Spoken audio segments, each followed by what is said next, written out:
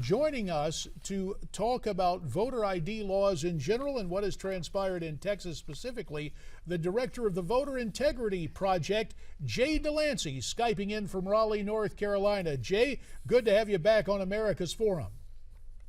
Thank you, JD. Good morning, Francesca. Good morning. Let's talk about the utterances, the pronouncements of Supreme Court Associate Justice Ruth Bader Ginsburg. She says that the Texas voter ID law is racist. What is your reaction to that comment? Well, they're usually making that that claim based on an assertion that the Brennan Center, some very bad research that the Brennan Center did years ago, that claimed there are hundreds of thousands, actually millions of people across the country who don't have ID. And in Texas' case, they said there's 600,000, and they've been wrong every state they've said this in. In Georgia, they said it was going to be 200,000. In North Carolina, 300,000. The problem is, every time they go to trial, they can't produce one person who would be disenfranchised. So they have these vast numbers that mean nothing when it gets down to the trial.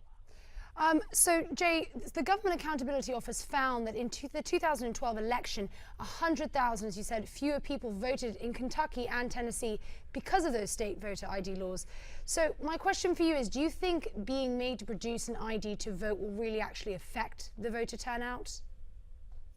I question that study because I don't know what their control group was. In the studies that I've read, where they had states that were demographically similar, example, Illinois and Indiana, and also Georgia and Mississippi. In both of those cases, for the very same election, they found that the states with ID actually had increased minority turnout. So I would question GAO's, their research methods.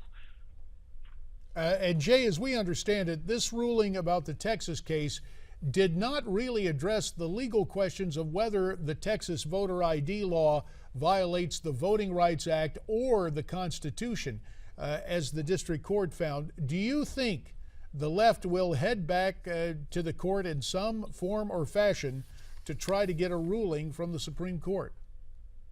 Well, I think for this election cycle, it is over.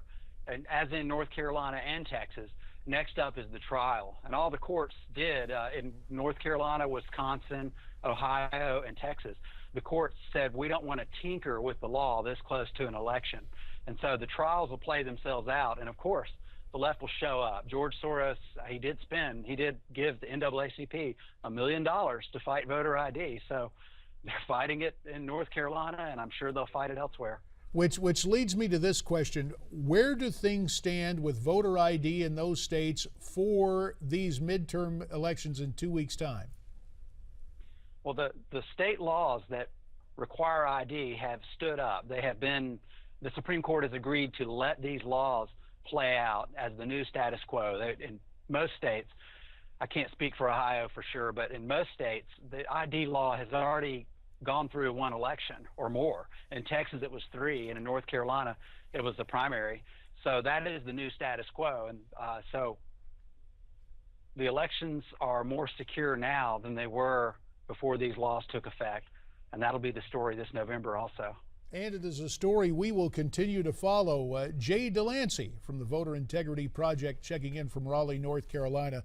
We thank you very much for your time. So imagine showing your ID. I mean, we have to do it when we go to buy something in a store, when board an airplane. I mean, what's the deal for voting? Seems to me to be fairly straightforward.